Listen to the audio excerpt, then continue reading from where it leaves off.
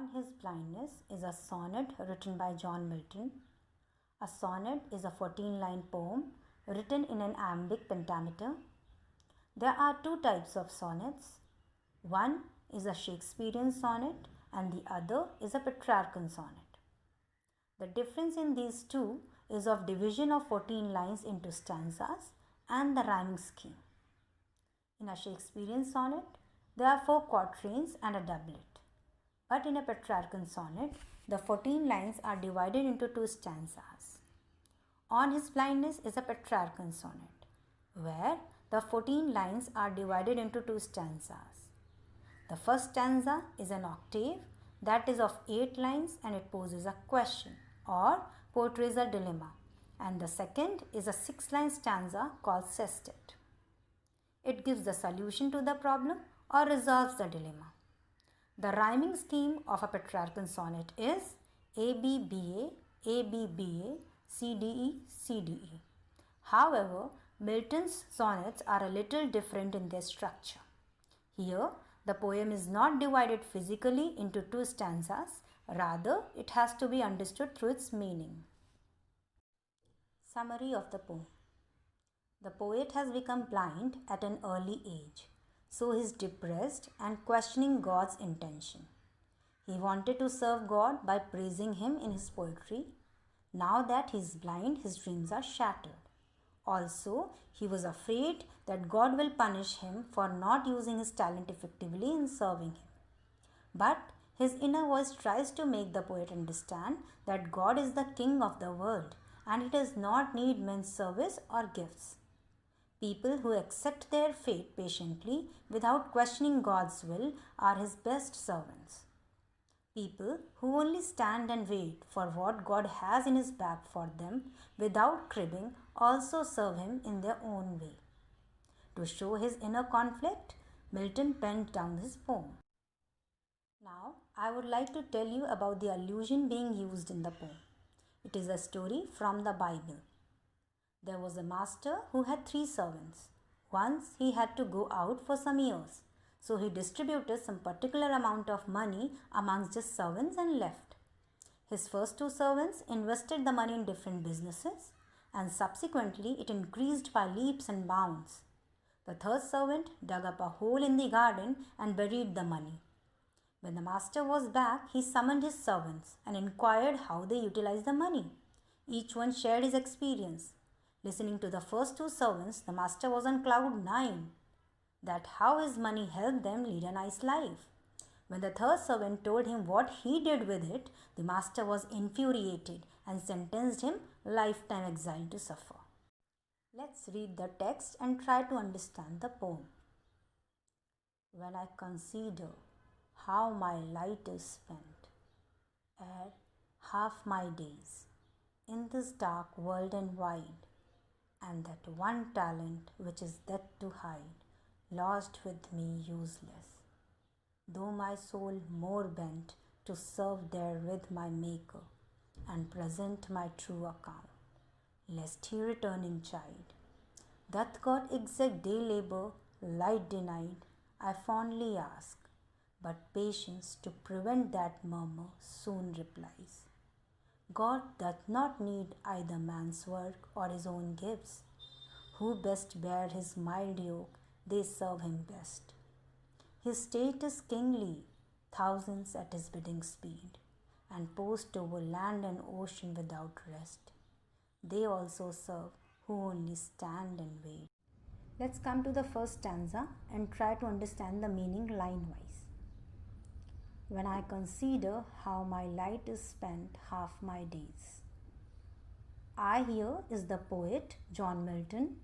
Consider means think, light means eyesight, spent meaning gone, ere is before, and half my days is half of my life is over. When I consider how my light is spent ere half my days.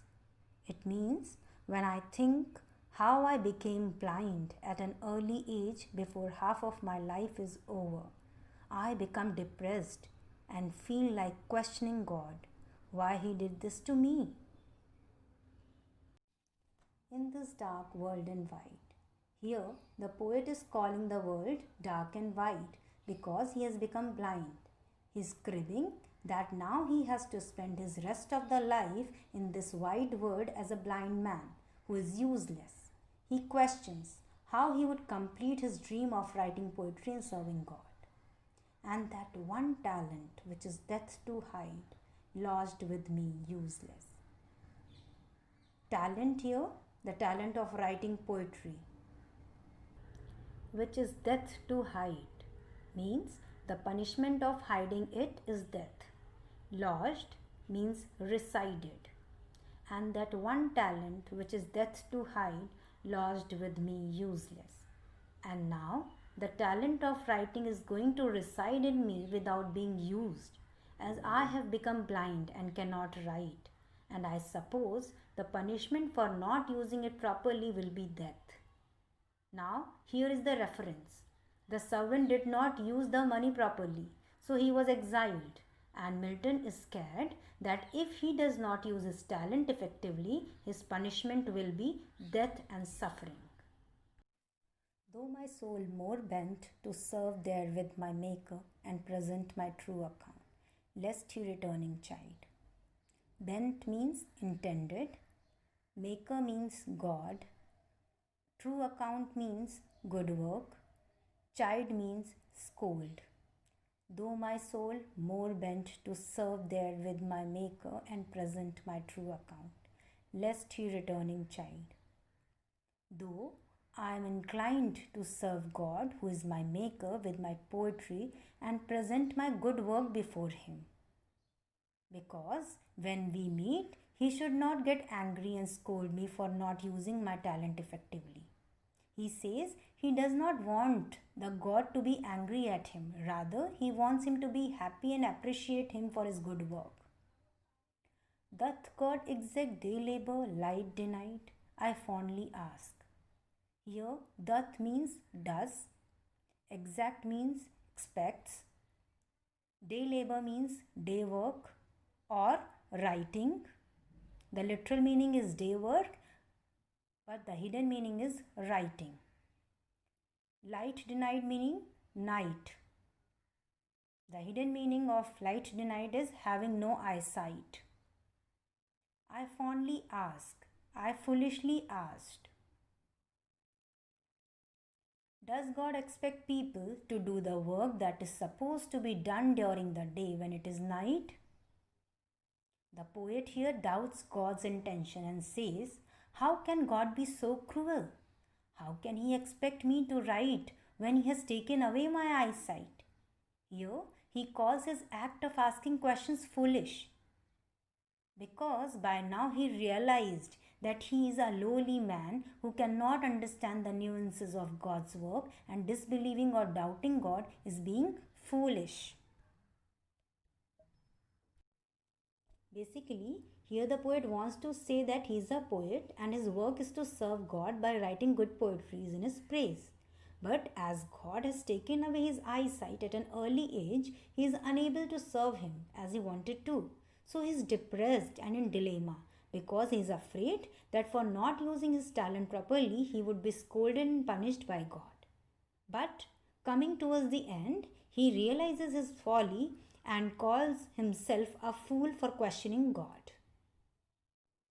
Now, that was the first stanza in which the dilemma was introduced. The second stanza is going to resolve the dilemma. But patience to prevent that murmur soon replies. Patience here is capitalized as it has been personified. Prevent means stop. Murmur means inner conflict. Now, patience that has been treated here as a person interrupts and tries to console the poet by answering his questions. Here, patience plays a very important role in making the poet strong and resilient. It does not let the poet get disheartened due to the loss of his eyesight and gives him an entirely new outlook to see the life ahead. God doth not need either man's work or his own gifts. Doth means does. His own gifts means God himself has given us these gifts. God doth not need either man's work or his own gifts. God is omnipotent and he is everything. Rather, the things and the talent that we have are given by him. He does not need man's service or gifts that he himself has given to men. These are the lines spoken by Patience, and he is trying to console the poet. Who best bear his mild yoke, they serve him best. Mild means short termed. Yoke. The literal meaning of yoke is the wooden frame tied around an animal's head, but here it is ill fate or testing times. Who best bear his mild yoke, they serve him best. It means people who resign to their fate and bear their short lived testing times patiently without questioning God's intentions are his best servants. Here the poet has said the mild yoke because the bad times are not forever. It is the God's way of testing our strength and perseverance and to make us more resilient. His estate is kingly, and thousands at his bidding speed, and post over land and ocean without rest. His means God. State means position. Kingly means like a king. Thousand means thousands of angels. At his bidding speed means at the drop of a hat. Post means his estate is kingly, and thousands at his bidding speed, and post over land and ocean without rest.